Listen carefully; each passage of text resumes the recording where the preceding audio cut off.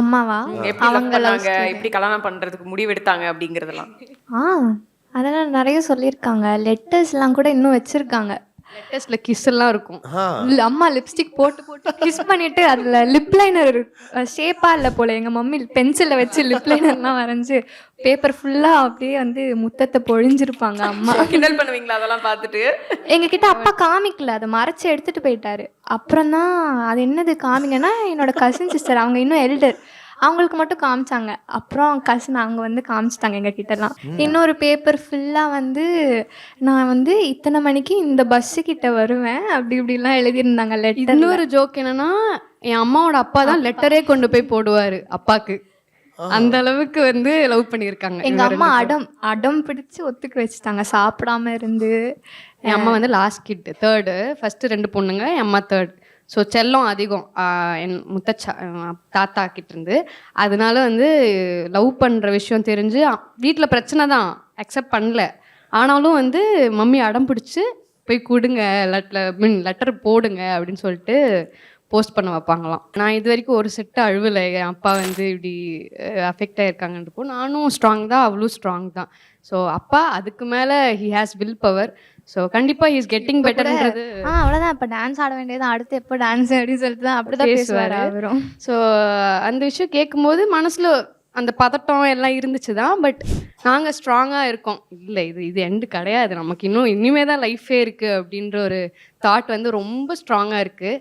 ஏன்னா இன்னும் அவர் நிறைய பார்க்கணும், நானும் நிறைய பண்ணணும், அவளும் நிறைய பண்ணணும், அதெல்லாம் அவர் பார்க்கணும்.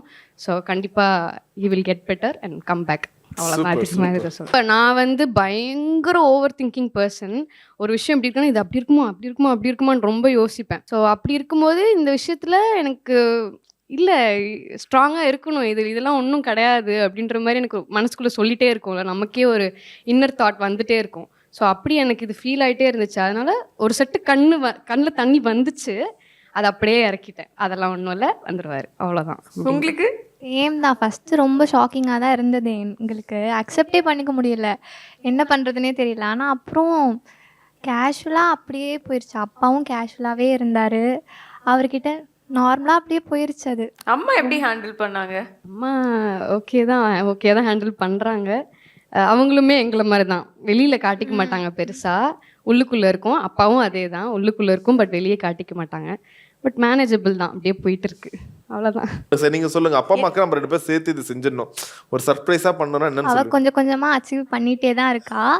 நான் ஏர்ன் பண்ண ஆரம்பித்ததும் நானும் அப்படியே கூட சப்போர்ட் பண்ண இப்போ ஆரம்பிச்சேன். என்ன பண்ணிட்டு இருக்கீங்க? என்ன படிச்சிட்டு இருக்கீங்க? இப்போ நான் யூஜி முடிச்சிட்டீங்க? Okay, super. இப்போதான் ஒரு ஃபர்ஸ்ட் ஸ்டெப் முடிஞ்சிருக்கு. ஆக்சுவலி அவளும் ஏர்ன் பண்ணிட்டு தான் இருக்கா, மூவி பண்ணிட்டா. ஸோ அதுதான் ரிலீஸ் ஆகிறதுக்காக நாங்கள் வெயிட்டிங். வெளியில வந்து இப்படி ஒரு அழகான ஒரு பாண்டிங் இருக்கிற மாதிரி கண்டிப்பா வீட்டுக்குள்ளேயும் வந்து இந்த டீம் அப் பண்றது அதெல்லாம் இருக்கும்ல. டேட்ஸ் லிட்டில் பிரின்சஸ் அப்படின்னா யாரு? அம்மாவோட செல்லம் யாரு? அப்படி இல்லை, அப்படி 2 பேருக்கும் பிடிக்கும். ஆமா, 2 பேரும். ஆனா சின்ன வயசுலலாம் அப்பாக்கு என்ன அதிகமா அதான் சொல்ல விட மாட்டாது. இப்பதான் வந்துட்டு செல்லம் 2 பேருக்குமே ரொம்ப ஆப்வியஸ்லி. செகண்ட் டாட்டர்னு வரும்போது அந்த செல்லம் வந்து ஜாஸ்தியா நம்ம கிட்ட இருந்து கிராப் ஆயிஃப்லாம் அங்கே போயிடும். ஸோ அந்த மாதிரி வீட்டுக்கு வரவங்களுமே ஆப்வியஸாக செகண்ட் டாட்டர் அவள் மேலே அதிகமாக செல்லம் காட்டுவாங்க. க்யூட்டாக வேறு இருப்பாளா இவ, அதில் அதிகமாக. ஸோ ஒரு 12th ஸ்டாண்டர்ட்லாம் முடிக்கிற டைமில் தான் கொஞ்சம் கொஞ்சமாக அவர் வெளியே விட ஆரம்பித்தார்.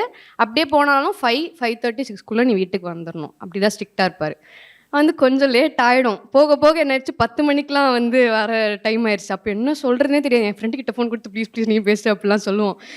வீட்டுக்கு வரும்போது என் அம்மா சொல்லியிருப்பாங்க, திட்டிகிட்டு இருந்தாரு அப்படின்னு சொல்லுவாங்க. ஆனால் வீட்டுக்கு போகும்போது அப்போ நார்மலாக தான் இருப்பார் அவர். ஆக்சுவலி நான் கரெக்டாக ஸ்டெப்ஸ் ஏறி வர சவுண்டு கேட்டு எங்கே போனாவ, அறிவில்லை இவ்வளோ நேரம் ஆகுது அப்படின்னு வேணும்னே கத்துவார், நம்ம பயப்படுவோன்ட்டு. ஸோ இது எப்போவுமே நான் வெளியே போயிட்டு லேட்டாக வந்தால் அது பண்ணக்கூடிய விஷயம். அவர் ஃபர்ஸ்ட்லாம் பிடிக்கவே பிடிக்காது, திட்டுறதெல்லாம். ஏன் இப்படி இருக்காங்க, மற்றவங்களுக்குலாம் நல்லா ஜாலியாக இருக்காங்க பேரண்ட்ஸ்ன்னு இருக்கும். வளர்ந்ததுக்கு அப்புறம் தான் புரிஞ்சது அவர் அப்படி இருந்தது தான் கரெக்ட். அதனால தான் நாங்கள் இப்படி இருக்கோம் அப்படின்ற ஒரு எக்ஸாம்பிளாக இருந்தார் அவர். ஏன்னா அம்மா கொஞ்சம் ஜாலி டைப் தான், அப்பா தான் ரொம்ப ரொம்ப ஸ்ட்ரிக்ட். ஸோ நாங்கள் இந்த ஜென்ரேஷனில் நாங்கள் இப்படி இருக்கோம் அப்படின்றது மற்றவங்களே லைக் பார்த்து வியந்திருக்காங்க.